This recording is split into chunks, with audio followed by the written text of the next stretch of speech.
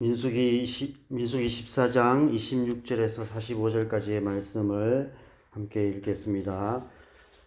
여호와께서 모세와 아론에게 말씀하여 이르시되 나를 원망하는 이 악한 회중에게 내가 어느 때까지 참으랴.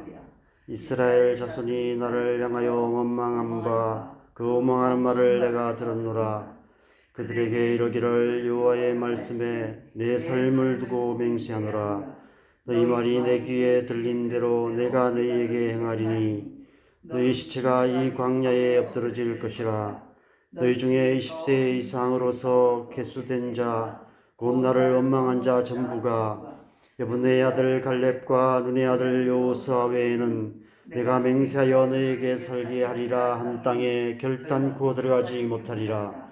너희가 사로잡히겠다고 말하던 너희의 유아들은 내가 인도하여 드리리니 그들은 너희가 싫어하던 땅을 보려니와 너희의 시체는 이 광야에 엎드러질 것이요 너희의 자녀들은 너희 반역한 죄를 지고 너희의 시체가 광야에서 소멸되기까지 40년을 광야에서 방황하는 자가 되리라.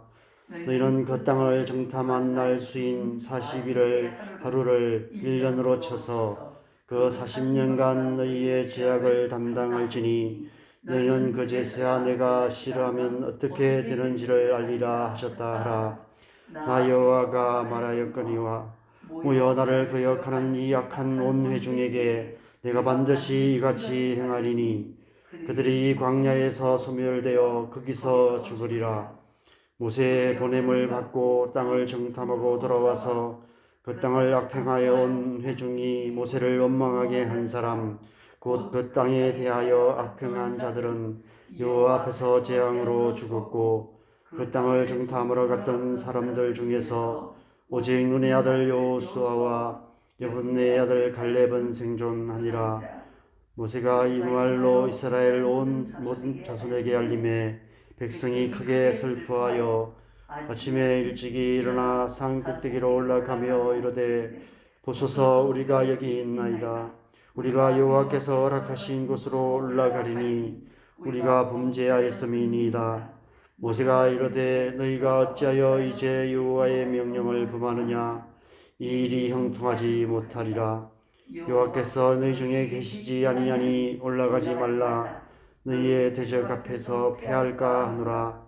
아말렉인과 가나안이 너희 앞에 있으니 너희가 그 칼에 망하리라. 너희가 여호와를 배반하였으니 여호와께서 너희와 함께하지 아니하시리라 하나 그들이 그래도 산 꼭대기로 올라갔고 여호와의 언약궤와 모세는 진영을 떠나지 아니하였더라. 아말렉인과 산간지대에 거주하는 가나안인이 내려와 그들을 무찌르고 호르마까지 이르렀더라. 아멘. 저는 오늘 말씀을 묵상하면서 지나간 것은 지나간 대로 그런 의미가 있죠 라는 노래 가사가 떠올랐습니다. 이 세상 노래들 가운데 단어 한두 개만 바꾸면 찬양이 되는 노래들이 있는데 이 노래가 그런 노래인 것 같습니다. 우리가 살다 보면 후회되는 일들이 많이 있습니다. 때론 생각이 거기까지 못 미쳐서 때론 우리의 믿음의 수준이 딱 그 정도여서 마땅히 해야만 하는 일을 하지 못하기도 하고 절대로 해서는 안 될 짓을 하기도 합니다. 때론 결정적인 순간에 결정적인 실수를 저지름으로 두고두고 후회하기도 합니다. 우리가 흔히 뼈 아프다라는 표현을 쓰는데 오늘 이스라엘 백성들의 모습이 딱 그러합니다. 그들은 뼈 아픈 실수를 했습니다. 보이지 않는 하나님보다 보이는 것을 더 신뢰했습니다. 그들의 눈에는 보이지 않는 하나님보다 보이는 안악자손이 더 커 보였던 것입니다. 그러나 사실 이스라엘 백성들 가운데 안악자손을 실제로 본 사람은 거의 없었을 것입니다. 애굽에 있을 때 소문으로만 들어서 알고 있었을 뿐입니다. 소문이라는 것은 언제나 과장되고 부풀려지게 되어 있습니다. 그들이 어렸을 때부터 애굽에서 소문으로만 들었던 안악자손은 분명 그 실체보다 훨씬 과장된 인간이 아닌 무시무시한 괴물 같은 그런 존재들이었을 것입니다. 아마 사람들 가운데는 에이 그런 게 어디 있어, 헛소문일 거야, 이렇게 말하는 사람도 있었을 것입니다. 두려움이라는 것이 사실 그러합니다. 알고 보면 아무것도 아닌데 두려움에 사로잡히면 그것이 하나님보다 더 크게 보입니다. 그런 무시무시한 괴물이 가득한 가나안 땅에 들어가야 한다는 사실만으로 그들은 두려움에 사로잡힐 수밖에 없었습니다. 14장 말씀에서 정탐꾼들을 통해서 소문으로만 들었던 아낙 자손이 정말 그 땅에 살고 있다는 얘기를 듣고 두려움에 사로잡혀버린 이스라엘 백성들의 모습을 우리는 보게 됩니다. 모세와 아론을 원망하며 어찌하여 여호와가 우리를 그 땅으로 인도하여 칼에 쓰러지게 하려 하는가? 우리 주자가 사로잡히리니 애굽으로 돌아가는 것이 낫지 아니하냐? 우리가 한 지휘관을 세우고 애굽으로 돌아가자라고까지 합니다. 그들을 만류하는 여호수아와 갈렙을 돌로 치려 하고 있습니다. 이쯤 되면 갈 때까지 다 간 것 같습니다. 그들은 완전히 이성을 상실하여 눈에 뵈는 것이 없는 상태가 되어 버렸습니다. 실체 없는 공포에 사로잡혀 집단 히스테리 상태에 빠져버린 것입니다.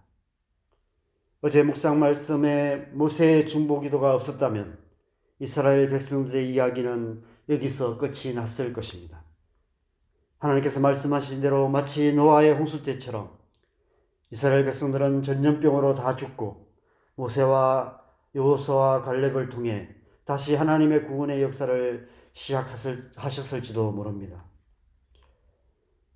우리가 중보기도에 대한 강의를 듣기도 하고 책을 읽기도 하고 중보기도 학교에서 훈련을 받기도 하는데 역사상 가장 위대하고 강력한 중보기도는 바로 이 모세의 중보기도가 아닐까 생각됩니다. 모세의 중보기도가 이스라엘 민족 전체를 살린 것입니다. 우리 또한 모세처럼 하나님의 마음을 움직이는 중보기도자가 되었으면 좋겠습니다.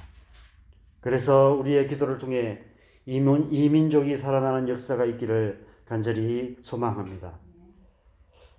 어제 말씀에서 모세의 중보기도로 인해 하나님께서 마음을 바꾸셨습니다. 그렇지만 이미 엎질러진 물은 다시 담을 수는 없었습니다. 물을 마시려면 다른 물을 채워야 하죠. 하나님께서 하나님의 최선이 아닌 차선을 선택하실 수밖에 없으셨습니다. 하나님의 최선은 오늘 이 14장에서 가나안 땅을 정복하는 이야기가 시작되는 것이었습니다. 그러나 그들의 돌이킬 수 없는 뼈아픈 실수로 인해 엎질러진 물이 되고 말았습니다. 그래서 하나님께서 차선을 선택하실 수밖에 없으셨습니다. 오늘 말씀에 보면 하나님께서 갈렙과 여호수아 외에 20세 이상으로서 계수된 자 전부가 내가 맹세하여 너에게 살게 하리라 한 땅에 결단코 들어가지 못하리라. 너희의 시체는 이 광야에서 엎드러질 것이다. 그 땅을 탐지한 날 수인 40일의 하루를 1년으로 쳐서 그 40년간 광야에서 소멸될 것이다 라고 말씀하십니다. 그래서 39절에 모세가 이 하나님의 말씀을 백성들에게 전합니다. 그제서야 백성들이 자신들이 무슨 짓을 했는지를 깨달은 것 같습니다. 그러나 이미 때는 늦었습니다. 하나님의 말씀이 선포되었기 때문입니다. 하나님의 말씀이 선포되었기에 그 말씀대로 이루어질 수밖에 없습니다. 그 무엇도 하나님의 말씀을 막을 수도 없고 변개케 할 수 없는 것입니다. 그런데 오늘 말씀해 보면 이스라엘 백성들이 이미 엎질러진 물을 어떻게든 다시 담아 보려고 헛된 시도를 하고 있는 것을 보게 됩니다. 이미 되돌릴 수 없는 지나간 시간을 되돌려 보려고, 이미 선포된 하나님의 말씀을 변개시켜 보려고 미련을 버리지 못하고 폭주하는 미련한 이스라엘 백성들의 모습을 보게 됩니다. 우리 또한 이럴 때가 많이 있는 것 같습니다.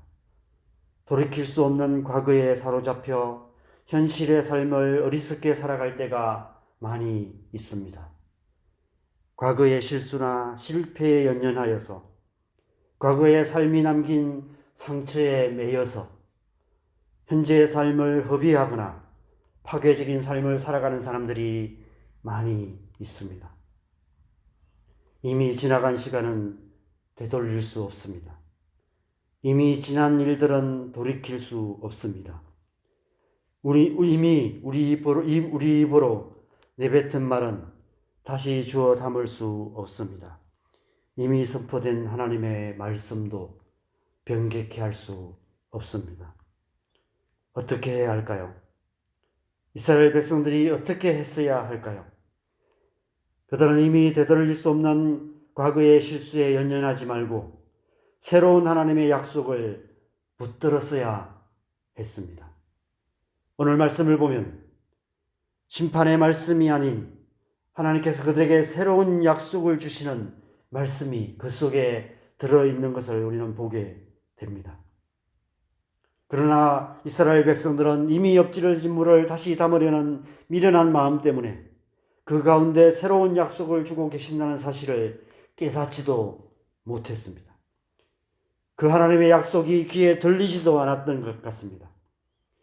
아낙 자손에 대한 두려움으로 하나님의 존재마저도 까맣게 잊어버렸던 것처럼 과거의 실수와 실패에 대한 후회로 인해 하나님의 새로운 약속에 귀 기울여 들을 수 없었던 것 같습니다. 여러분, 그 새로운 약속이 무엇입니까? 31절에 너희가 사로잡히겠다고 말하던 너희의 유아들은 내가 인도하여 드리리니 그들은 너희가 싫어하는 땅을 볼 것이다 라고 말씀하고 계십니다.